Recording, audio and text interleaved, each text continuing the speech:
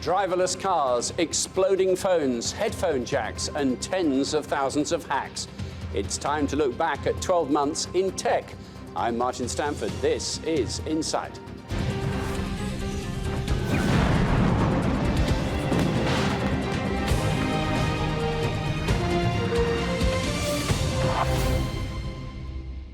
Welcome to Insight. There was a time when technology news was just gadgets and games, but not in 2016.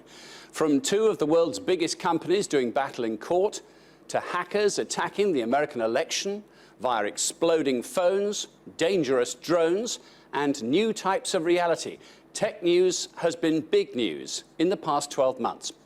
Joining us for a swipe through the top tech stories, Mike Butcher, the editor-at-large at TechCrunch, and technology reporter Rhiannon Williams from the UK's I newspaper. But first, Insight's Chloe Culpan has a roundup of those key moments from this year.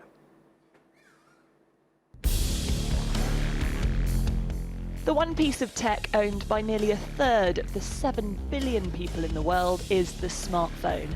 So it's no wonder there have been some pretty big highs and lows for the top manufacturers. Apple dug their heels in when asked by the FBI to hack a serial killer's iPhone. The tech giant said to do so threatens the security of customers. A judge ordered Apple to provide technical help, but they're appealing. Apple got blasted on social media over the delay with their new wireless headphones, and there was plenty of outrage over the headphone jack being removed from the new iPhone 7. Some were so annoyed they joked about drilling in their own jack. Samsung have had a bumpy 2016 too, not only with the who copied who legal battle with Apple, which rumbles on, but also exploding phones. Samsung recalled and eventually discontinued the Galaxy Note 7. Here's hoping for better things to come with the eagerly awaited new Galaxy Note 8. 2016 saw the internet and social media flooded with fake news. Since the dominance of mainstream media outlets became quite established in the last century, it hasn't been very easy to just disseminate false information as you want with no real obstruction. It is now easy to do that, it's easy to spread it very fast, and I think we're only really just beginning to understand the implications of that and just to start thinking about how to tackle it.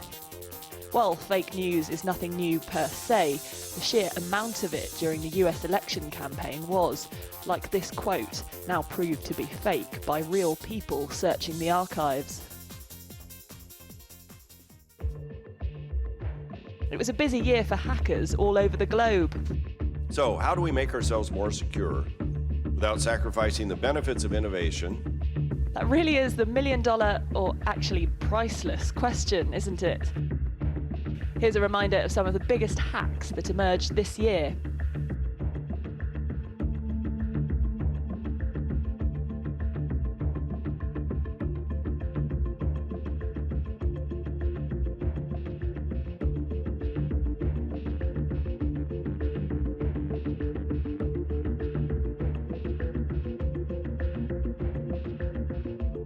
Hackers have even penetrated the motoring world by taking control of a driverless car. As more and more concept and driverless cars were paraded, the focus very much turned to safety, especially after the person sitting in a Tesla Model S was killed after it crashed while in autopilot mode. Drones became far more available in 2016, but as the cost came down and more were sold, the number of problems caused by inexperienced pilots went up, as did the amount of people dreaming up innovative uses for drones. Help or hindrance in the kitchen? And many tech experts dubbed 2016 the year of VR. While the technology has certainly seen huge advances, being used in schools, medicine and of course gaming, it's not quite an integral part of our lives yet. So could 2017 be the year we see a real virtual takeover? Chloe Culpan reporting for Insight. So, an extraordinary year, lots to talk about. Let's get going with mobile, shall we, with Mike Butcher and Rhiannon Williams. What was the phone of the year for you, Rhiannon? Phone of the year for me would be the iPhone 7, which was unveiled in September. And it faced quite a lot of criticism insofar as it wasn't enormously different from the iPhone 6 and the 6 Plus the previous year. But Apple have still managed to, as it seems, command enormous sales from it. It does seem to have still sold extremely well, despite not actually differentiating that much. But that goes to show just what a powerful brand Apple is. Is there sort of innovation plateau that handsets have sort of reached, you know, as zenith somehow, Mike? Yeah, I think about 10 years ago, before the iPhone, phones came in all sorts of different shapes and sizes and keyboards, etc. We had flip screens, now, didn't we? Yeah, exactly. But like Swiss Army knives. But these days, of course, they're all just one big black mirror, rectangular mirror. So yeah, I mean, what can you add to a phone these days? I don't know, heat seeking, who knows? But I think, I mean, it's more about the chips these days. The chipset is much faster. Obviously, HD, you know, much better screens. I mean, I think the phone I think of 2016 for me was the comedic value of the Samsung 7 blowing up, and really not for the fact that it's the amazing phone. When it works, it was a pretty good phone, but the fact that it kept blowing up. Pretty stum about why that was. Do you think it's this relentless search for more battery power so it lasts longer, but also it charges in the blink of an eye? I mean, this is what the chemistry they're trying to get better, isn't it? Well, the real story was because Samsung wanted to leap ahead of Apple, and just the quality control was thrown out of the window. Right. And as a result, they made a huge number of mistakes. Just one phone to show, and this is the Google Pixel, which ran interesting because Google have partnered with people in the past to make handsets, haven't they? Yeah. This one, they're sort of making all by themselves. So this is the first sort of piece of hardware that Google's actually designed fully themselves. It's actually manufactured by HTC, which they're not going to great pains to make a big deal about. They're keeping that quite quiet. But it goes to show that Google wants to be considered a more premium end player when it comes to Android, because Android is used on something like 88% of the world's phones. Like that. Yes. It's an enormous amount. And a lot of those are incredibly cheap, sort of tacky throwaway phones, rather than the premium kind of handsets which make Apple so much money. Google wants to be a part of that, and they see it as the best way of getting hold of that is to manufacture their own. As far as we know, Pixel have sold a decent amount in the last few months. It's only been on sale since October, but it's difficult to see just how they can take on Apple in that sense. Has everyone who needs one got a phone now in the whole world, Mike? That's absolutely not the case, no. We're talking about roughly half of the planet has got access to the internet or got a phone now. Some people have got two phones, I suppose, and some people have got two, exactly. But I think Google's strategy with the Pixel was wanting to be like Apple. In other words, both manufacturing both the actual phone and the software. Means they have far more control over things and therefore far more access to data about how people are using it. And that's another story we will come back to, I'm sure, in 2017. But let's talk about drones now. Sales have tripled over the past year in the US alone. America's Federal Aviation Administration believe at least 2.5 million were sold in 2016. But that number will rise to 7 million by 2020. That's a 180% increase. As their use increases, so does a number of problems. In the past year, the number of near misses with aircraft has risen dramatically, despite there being strict penalties in place. In the UK, for instance, it's a criminal offence for a drone to endanger the safety of an aircraft. Anyone found guilty could go to prison for 5 years. Every country's kind of got their own laws that are slightly different, but in the UK, anyone can fly these things, like you could do a radio-controlled helicopter, for example. But to get liability insurance, you have to get a certificate, and that is costly and it takes time. But once you've got that, then you have to apply to the CAA, the Civil Aviation Authority, to get your permissions for aerial work. Well, Mike and Rhiannon are with me. Mike, it's being used not just for civilians, for fun and leisure activities and catching strange pictures of the kids, but it's also the industry, the movie-making industry has embraced this. Yeah, absolutely. The cost of using a drone to get aerial shots or action shots in Hollywood, for instance, is dramatically cheaper using a drone than an entire helicopter. And it's just really changed movie making. There was incredible sort of movies came out this year with drone footage. And so it's a booming industry, and it's used obviously in filmmaking and TV, Hollywood, but also in industry as well for crazy things like, you know, inspecting pipelines that are thousands of miles long that could never have been inspected by humans before at all.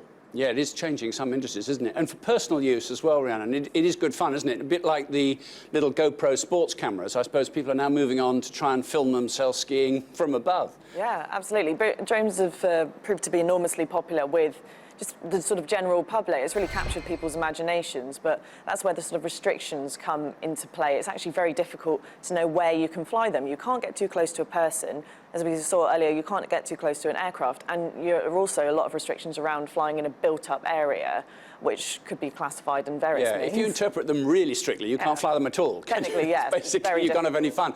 What about commercial applications like Amazon testing drone deliveries? I mean, I saw a little demo video just with one looked very light book, I think.